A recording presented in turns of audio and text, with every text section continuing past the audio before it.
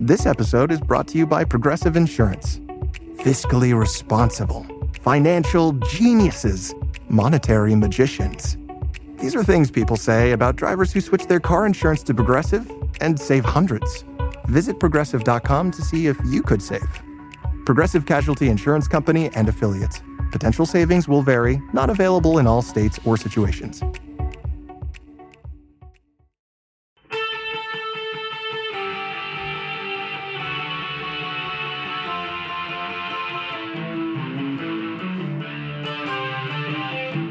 This is the Daily Blast from the New Republic, produced and presented by the DSR Network. I'm your host, Greg Sargent.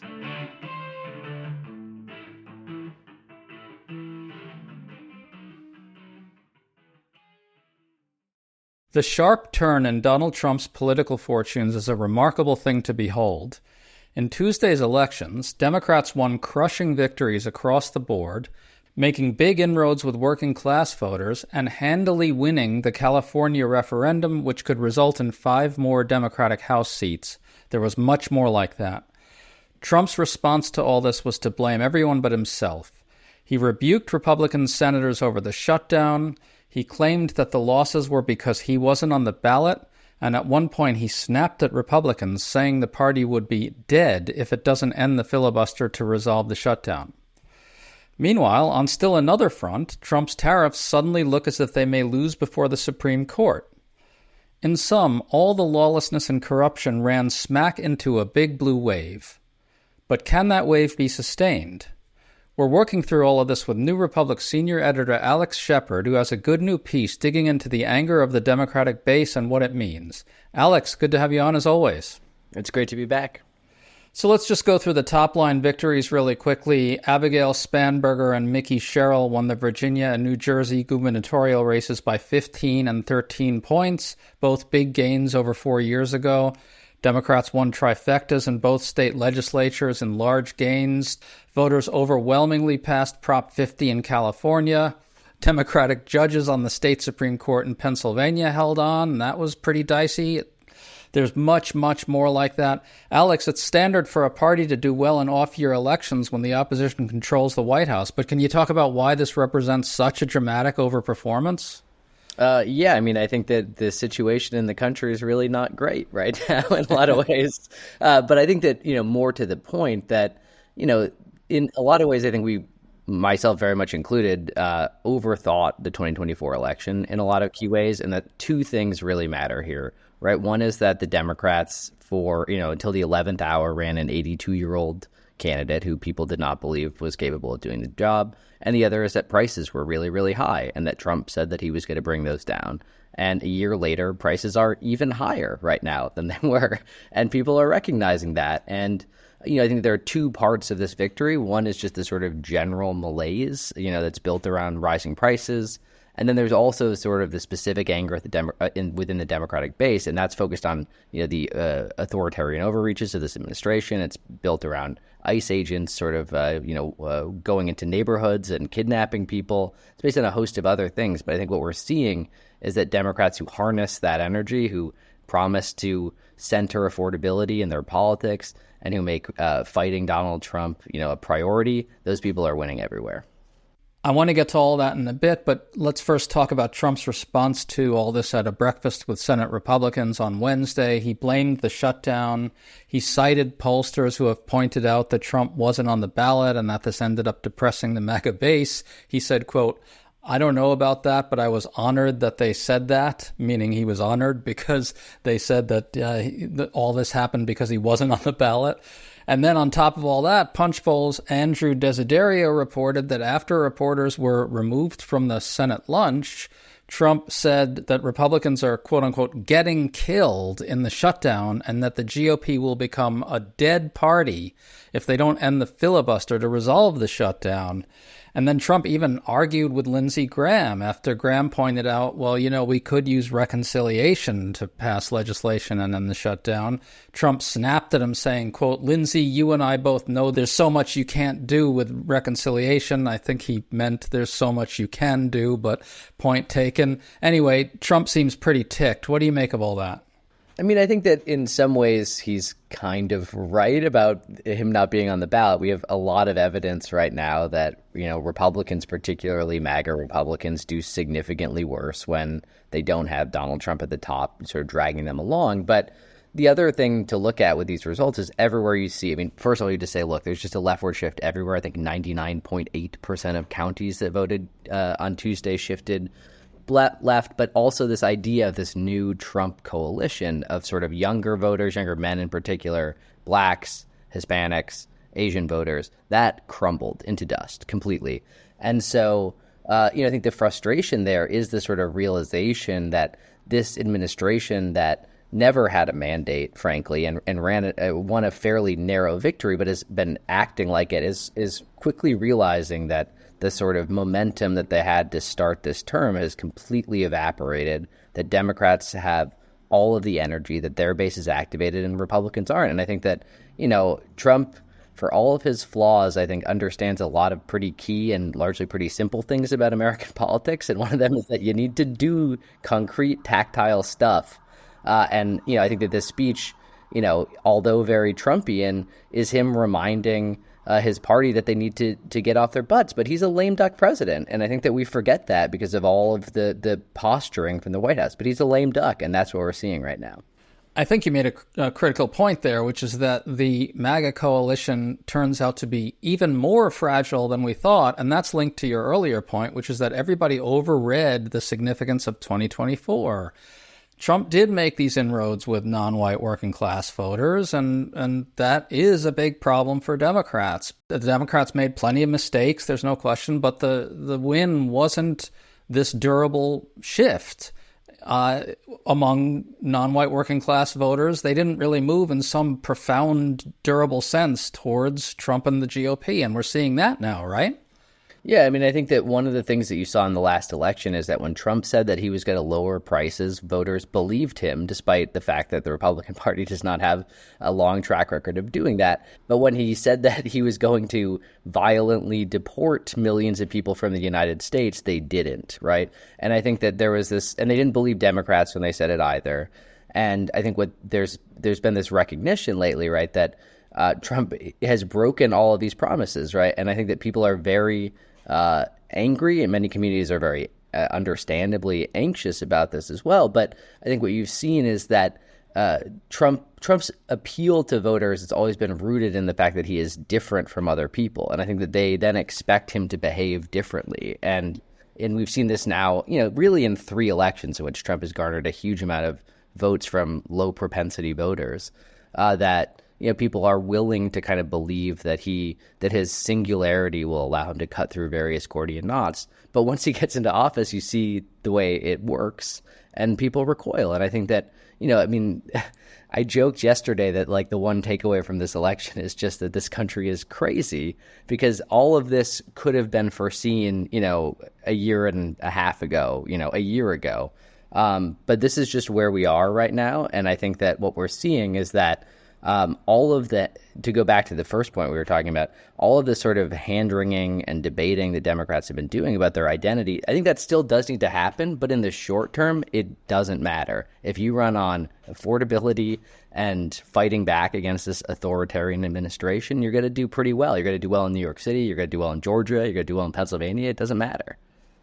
100%, and we'll get to that at the end. Let's talk about Zohran Mamdani's win. Relative to his performance in the primary, he made these big inroads with working-class voters who were initially more resistant to him, like Black and Latino voters. He ran up huge numbers in immigrant working-class communities. This was done with a campaign that focused on affordability and on attacking Trump. There's been this sort of strange effort on the part of certain centrist pundits to try and take the Mamdani campaign and turn it into only an affordability campaign. And yes, affordability was absolutely central. It's probably the key reason Mamdani won. He campaigned on it brilliantly. His social media strategy on it was brilliant. But he also attacked Trump's consolidation of authoritarian power and the ICE raids. And I don't think that last part should get lost here. What do you think? Yeah, I think that that's absolutely right. And again, too, to go back to the sort of Trump point, I think one of the things that Mamdani did really effectively was channel the frustration that a lot of people have with the Democratic establishment into something positive. And I think attempts to sort of attack Mamdani, particularly for his stance on Israel, backfired in that regard, because it only served to remind voters who were, again, mad at normal Democrats that he was a different type of person. The other thing that I think, on the affordability point is that, I think one of the things that I thought has been funny about the way that this campaign has been covered is that, for all the talk of Mamdani being a communist, on the one hand, a lot of the advisors, a lot of the folks that I talk to are fairly standard and familiar sort of YIMBY types. They're very, very pro-abundance in a lot of ways. In a similar way, I think that but I think the key distinction here is that a lot of moderates sort of look at these kind of heavily polled ideas and then they keep watering them down, right? They say like, oh, there's a sort of calibration here, we can run on all these kind of abstract ideas. And, at the risk of going full Thomas Friedman, I got into a yellow cab late last night, and the cab driver just said, Mamdani won, free buses. And I was like, that's political messaging, right? People want to know how policy affects their life in immediate and concrete ways. And I think that one of the things that he did so effectively is take that kind of, YIMBY-ish, the sort of activity that's happening in the kind of center left, and transform it into stuff that feels really tactile and bold for people. And that made a huge difference when he was running against, Andrew Cuomo, right? You have these other candidates and they're saying stuff, but you're like, well, how is that going to change my life, right? If you're somebody who takes the bus a lot, it turns out a free bus, that's at least probably $40 a week. It makes a big difference. To stay up to date on all the news that you need to know, there's no better place than right here on the DSR Network. And there's no better way to enjoy the DSR Network than by becoming a member. Members enjoy an ad-free listening experience, access to our Discord community, exclusive content, early episode access, and more. Use code DSR2025 for a 25% off discount on sign-up at thedsrnetwork.com/buy. That's code DSR2025 at thedsrnetwork.com/buy. Thank you, and enjoy the show.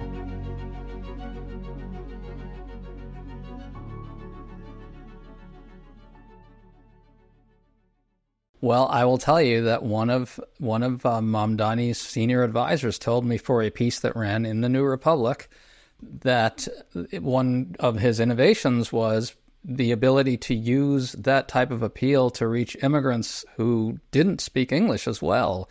As this advisor put it to me, free buses and freeze the rent translates easily into a lot of languages. That's exactly what this advisor said to me. And I thought that was a really interesting insight to how they're doing this, which is that this kind of a cost and affordability messaging dovetails very nicely with the fundamentally cosmopolitan orientation of the campaign as well. They did a ton of foreign language media, really obscure stuff too, really obscure outlets that most Americans won't have ever heard of. Yeah, I'll have a piece that's coming out either Thursday or Friday that's more about this sort of messaging within this campaign itself. But I think that, it's really notable when you go back and look at the Harris campaign in particular, which I think did have a lot of interesting policy work. But, when Kamala Harris talked about affordability, she would point to things that would be like, we have a $10,000 credit for the home builders making homes for first-time home buyers or something, right? And you just say, this is convoluted and it's complicated and it doesn't apply to that many people. And I think that, this push for, universal programs, it really works. I think it appeals to people, but I think it also makes your critics look crazy a lot of the time. The sort of Bill Ackmans of the world or the Andrew Cuomo's, frankly, we're talking about free buses here, right? And I think that what people are tired of and what a lot of the sort of Democratic base is tired of are people saying that things can't be done, right? And in Mamdani's case, it was sort of both things, right? It was that we can make this city a better place, but also that we can fight Donald Trump, that we can resist his administration, that we can, here are the ways that we're going to do that. And I think when you talk to voters, that is something that they often complain that they're not hearing from Democratic leaders in particular. And I think that that's really where a lot of the energy in the sort of, as we head into the midterm primary season is right now. Well, and also there's a lot of stuff out there about how, okay, Mamdani's campaign can't teach national Democrats anything because it's New York City. And there's sort of something to that in a way. But at the same time, all this success with immigrant working class voters and non-white working class voters, I think does carry a lesson for Democrats, especially since Donald Trump made inroads with those communities. One overlooked thing that happened in the election is that Spanberger and Sherrill both erased the GOP advantage among working class voters. They both got half of non-college voters, which was a real improvement over previous performances in the Trump era. But specifically, they did it by running up huge margins with non-college, non-white voters. Again, Trump made big inroads there. So doesn't that deserve more attention that, not just Mamdani, but Spanberger and Sherrill as well really did amazingly well with working class non-whites? Yeah, and I think, again, a lot of this suggests, too, that the volatility of the current moment, I think, which is driven by two factors, right? One are economic concerns, which have just persisted in the current case, like mostly because of the actions the administration has taken. But I think one of the things that gets under-discussed is also that the media environment is just completely different than it was 10 years ago as well, and that I think Democrats have started to get better at communicating to voters that in ways that they understand and are legible to them. And I think that was something that Trump grasped even in 2016, that if you want to reach voters, you have to go to where they are, you have to find them, and that doing things that seem weird or unconventional or even are sometimes embarrassing actually can pay dividends because you're getting your message out there and you're showing that you understand some sort of culture that they're part of. And I think that Sherrill in particular is lacking as a messenger. I thought Spanberger ran a very, very interesting and energetic campaign in this way. Mamdani is, I think, the gold standard right now. If you don't have control over the information environment, then it doesn't matter what your policies are. And I think where we're seeing a shift here is that candidates are finally waking up to that. And I think especially with non-white voters, especially with working class voters and immigrants, you have to find sort of, Twitch streams and, Instagram influencers. And, if you do that, it makes a huge difference. I think your point about Mamdani sort of doing something similar to Donald Trump in the strictly narrow sense that they both know how to be legible is really critical. There's another through line here between the Abigail Spanberger, Mickey Sherrill, and Zohran Mamdani victories too. They made costs absolutely central, but they all attacked Trump as well, not just Zohran. Zohran went more directly at Trump's authoritarianism and lawlessness, whereas Spanberger and Sherrill attacked him on the economy and somewhat less on the abuses of power. But all the same, they showed, which I think you got at earlier, that anti-Trump politics and pro-affordability politics are the same thing. They're not like things you have to choose between. They're inextricably connected. And Alex, that seems like the route to a new Democratic coalition in the Trump 2.0 area, one that's kind of united around both anti-Trump and affordability politics. What do you think the possibilities are here?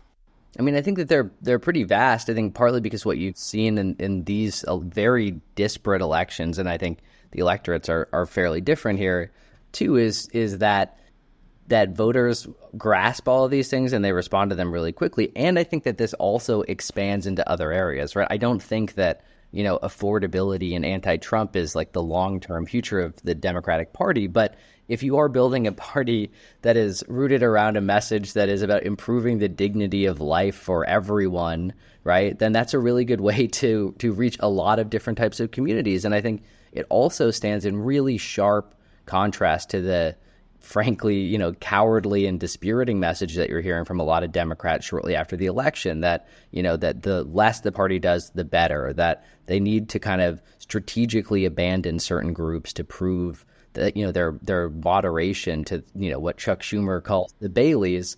And, what we're seeing in practice is that voters, both Democratic base voters and, swing voters, low propensity voters, whatever you want to call them, are highly responsive to a party that goes out there and says, we see that you are struggling right now and we understand something about you, right? And we want to make that better.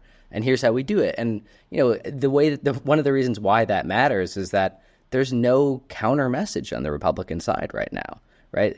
There's nothing. You have a president who's literally playing with models in the Oval Office for most of the day, and the government is being run by fascist creeps, right? And people see that kind of stuff, and I think that there's this huge vacuum now for policy, but not in the kind of a triangulated, hyper disciplined kind of way. I think if Democrats can go out there and just say, look, here are 5 ways that we can improve your day-to-day life, which is what you saw in New Jersey and New York and Virginia, then they're going to win elections. Well, just to bring this back to Trump, he's snapping angrily at Republicans and saying it was all because I wasn't on the ballot. There seems to be a fundamental inability for him to realize that all of this is his fault, right? Because we started this out by talking about how the country's really kind of fucked right now, and that's why voters are turning against Trump and the Republican Party. But he fucked the country. He's the one who did it, and no one's allowed to say this to him. Like in these meetings with the Republicans, and I can't be sure this didn't happen, but it would have been reported if so. No Republican said to him, Mr. President, maybe all the abuses of power and the haphazard destruction of the economy with misguided tariffs are the problem. They can't say that to him. And so that's really where we are. He's only going to get worse on all these fronts and not better. And so, I wouldn't guarantee a Dem win in the midterms, but these dynamics don't seem like they're going to get better for Trump and the Republican Party, do they?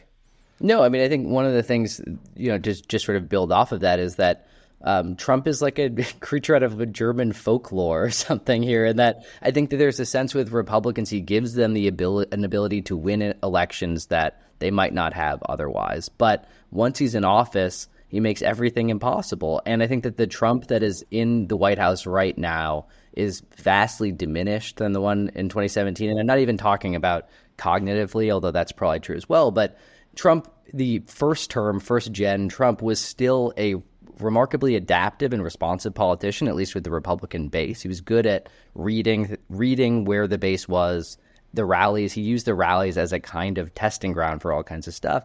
And that's all gone now. He is not doing any of that stuff. He's being surrounded by people that are telling him that he is doing a great job and that he's a genius and that everyone else is stupid, and the country's falling apart, and Democrats are going to, be able to, make a much simpler electoral case. And I think a lot of us thought that they would have to as a result. Alex Shepard, all very well said, and I think all 100% true. Thanks so much for coming on, man. Always good to talk to you. Great to talk to you too.